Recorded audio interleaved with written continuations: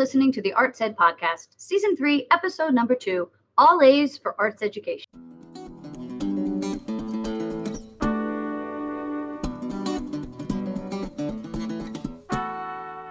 Welcome to the Arts Ed Podcast, conversations through the perspective of the arts and education, hosted by educators and artists Shauna Longo and Edric DeBose. Hey, Edric, how are we doing today? I'm good.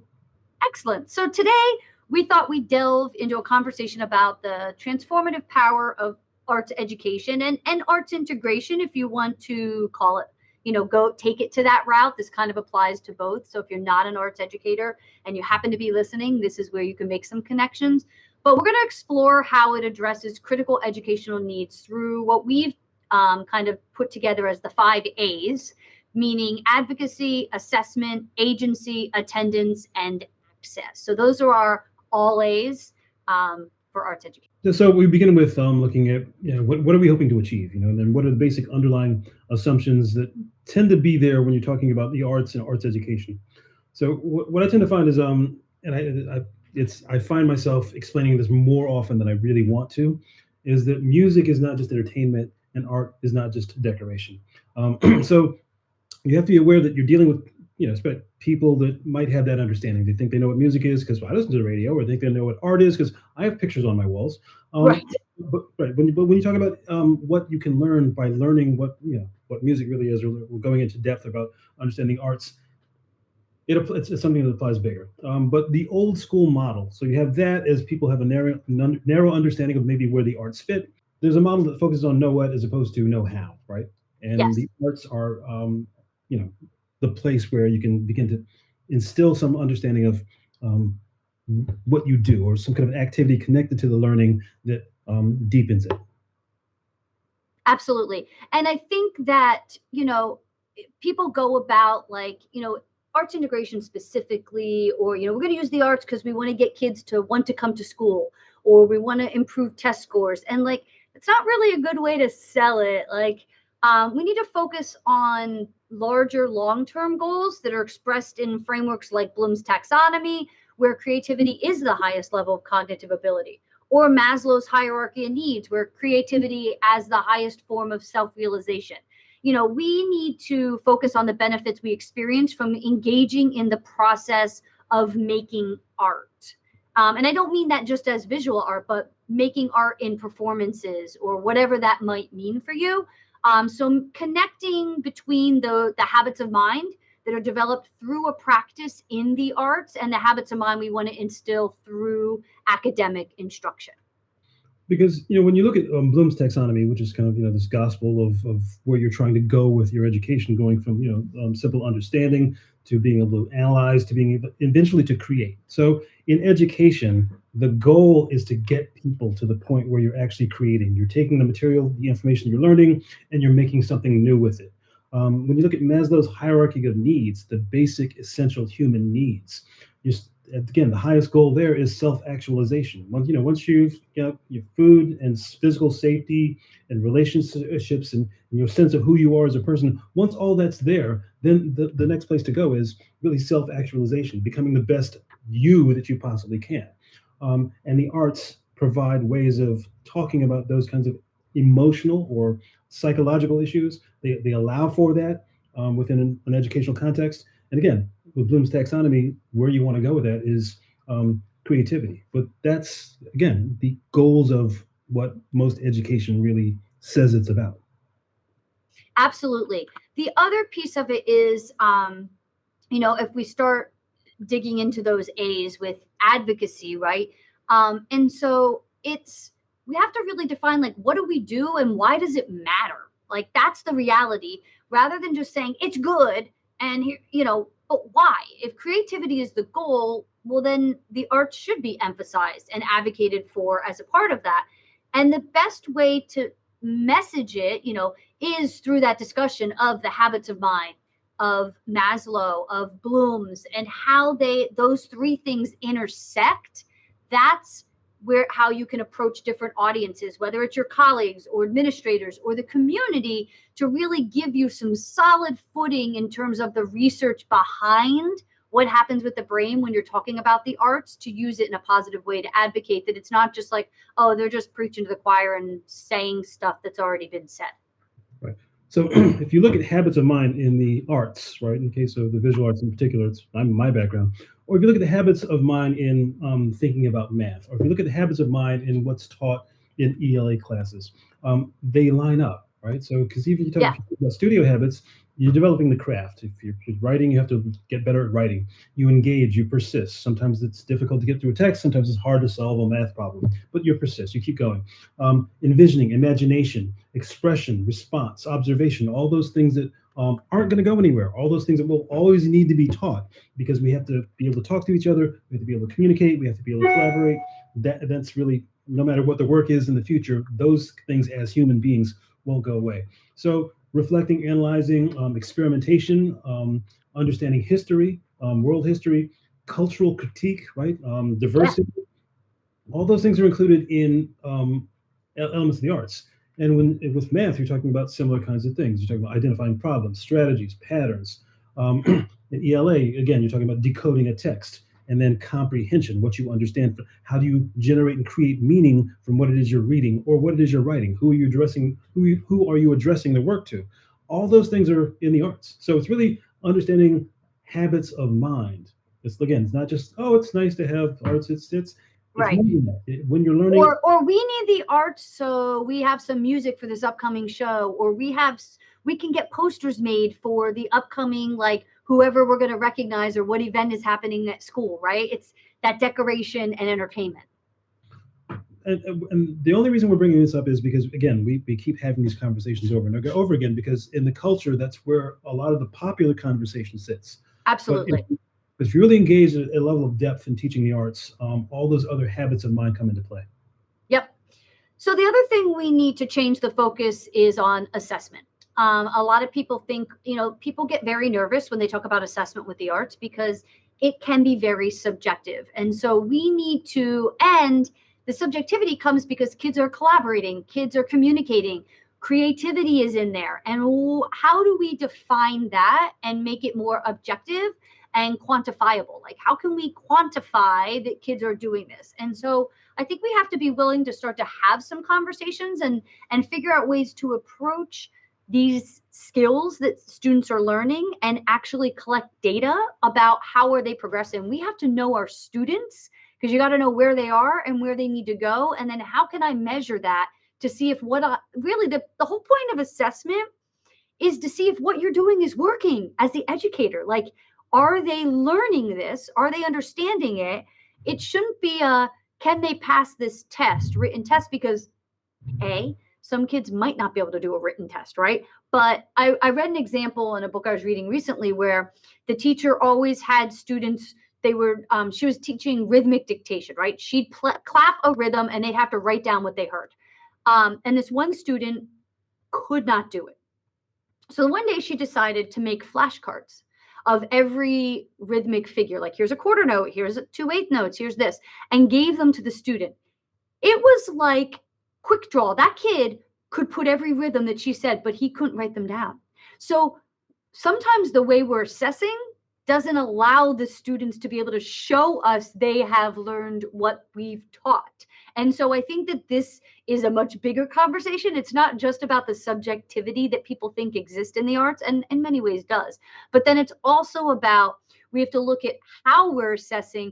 Are we giving the students a chance to succeed in an authentic way? Right, the other piece of assessment is not only did they get the right answer, is that because that's really what the typical assessments kind of look for, but were they able to understand this and then take it and then make And something different? apply it. Make, Absolutely. And I think yeah, that's we want the quick and easy. Can they, like, define these terms? Can they write down this rhythm? Versus thinking about the different ways students learn and how why does it have to be one way? Maybe some kids that is the best way they can show you they've learned. But maybe another kid, it's saying it to you, or maybe it's a performing it, giving them an instrument, letting them perform it back to you. So you have to, like, think about, and that takes work on the teacher's part. It's not, and that makes it challenging and it's going to take more time.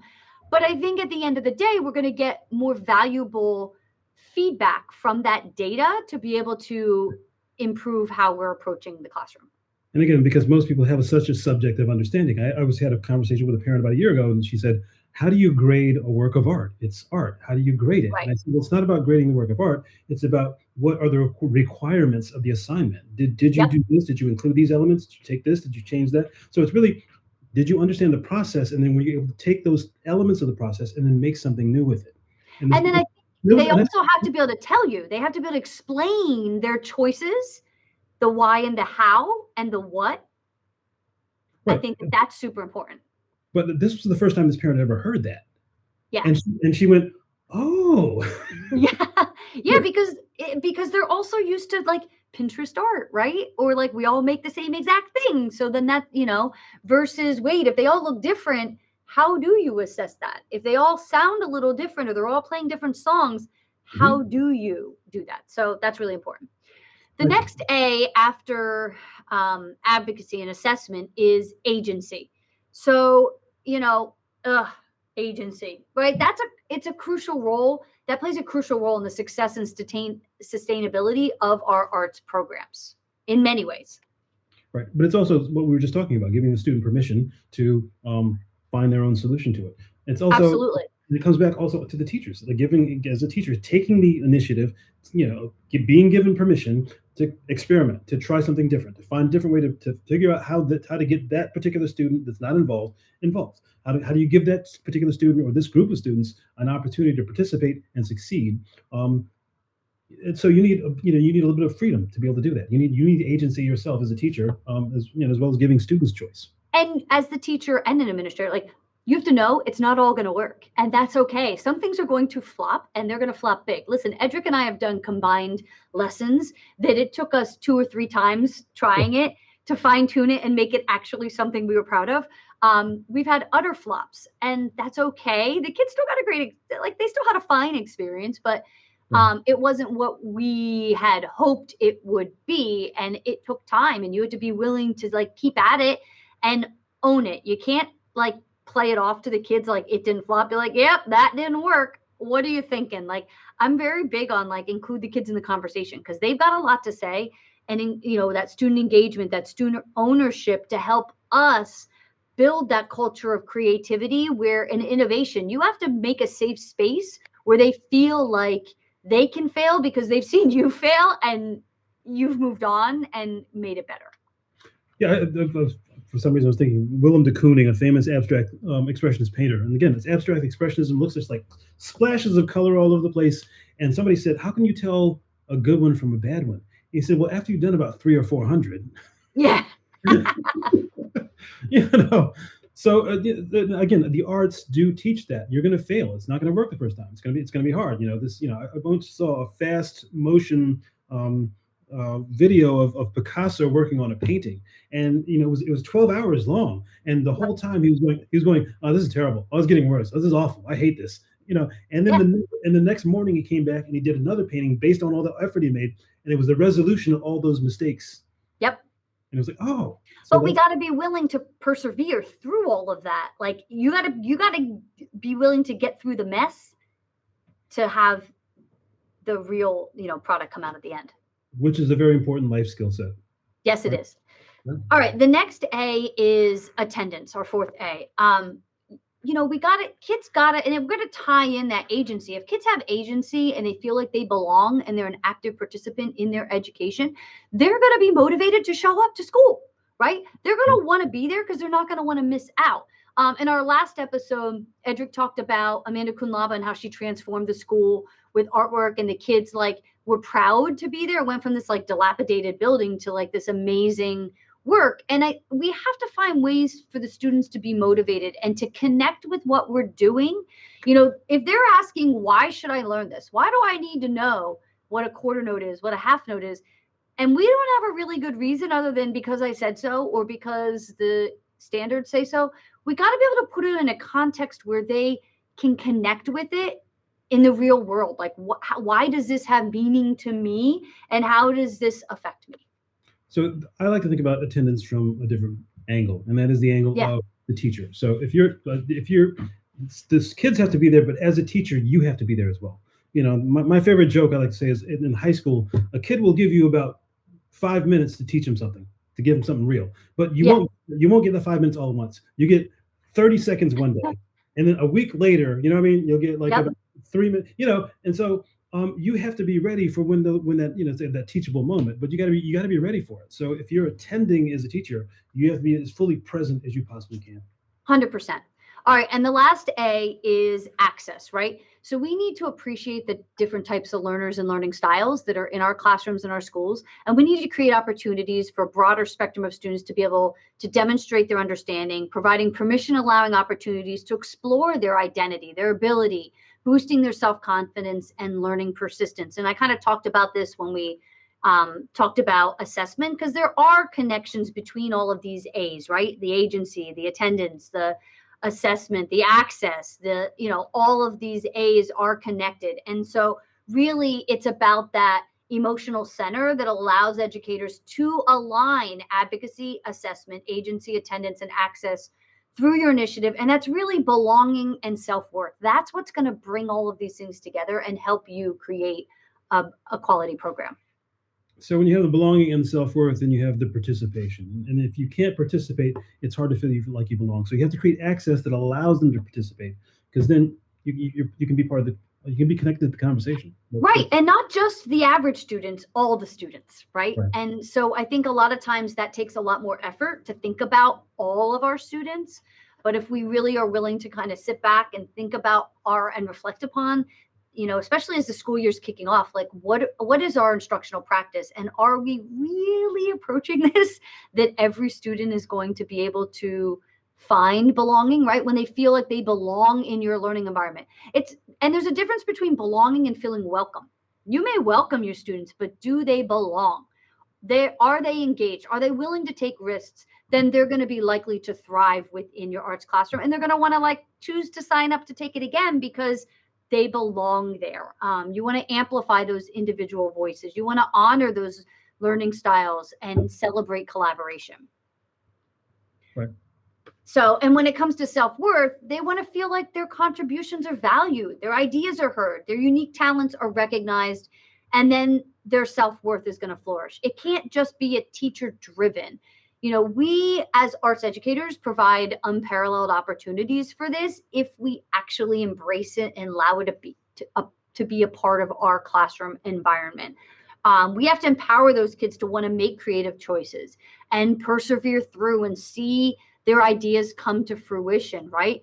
And so by focusing on that environment where every student feels a profound sense of belonging and recognizes their own self-worth through artistic expression and collaborative creation, we as educators can naturally foster the conditions for stronger advocacy, more authentic assessment, greater student agency, improved attendance, and truly equitable access to learning for all. And this emotional core kind of shifts that learning experience from rote memorization or teacher-driven instruction to meaningful, personally relevant, and deeply engaging exploration, which is what is or should be at the heart of every arts classroom. Yeah, I think it's really holding on to what's at stake here. And when you start Yeah. to understand all those things, you understand the students' understanding, ability to participate, ability to feel connected, all that's really at stake here. So that, it's kind of like there has to be an emotional commitment. I just think personally, there has to be an emotional commitment like that to what teaching is. Yeah, absolutely. All right, everybody. We hope you enjoyed this episode and our chat today. We will see you next time. Toodaloo.